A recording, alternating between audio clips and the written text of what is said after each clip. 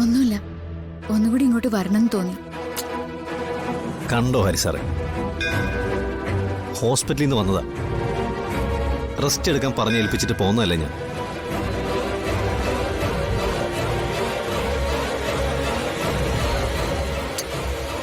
ശരി, ഇയാൾ പോണമെന്ന് പറഞ്ഞാലും ഹരിസാർ കൂട്ടിക്കൊണ്ട് വരാൻ പാടുണ്ടോ? സാറ് പറഞ്ഞു മനസ്സിലാക്കി കൊടുക്കണ്ടേ?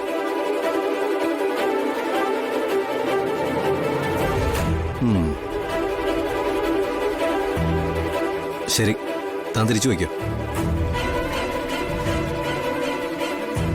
ചെന്ന് കിടന്ന് നന്നായിട്ടൊന്ന് ഉറങ്ങ.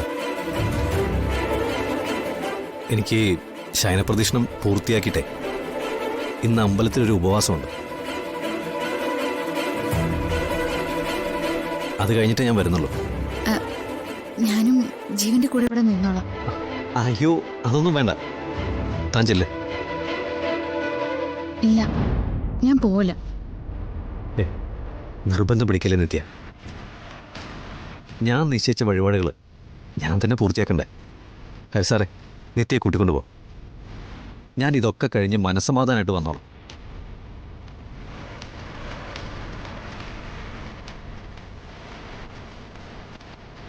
ഒരു തവണയല്ല കേട്ടോ, 1000 തവണ നിത്യയ്ക്ക് വേണ്ടി ശയനപ്രദക്ഷിണം ചെയ്യാനും ഞാൻ തയ്യാറാ.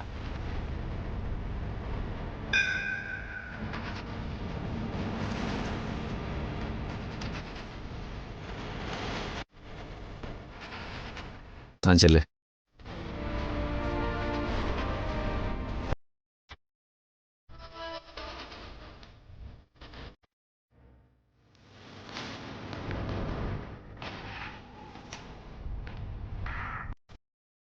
നിത്യ, വാ.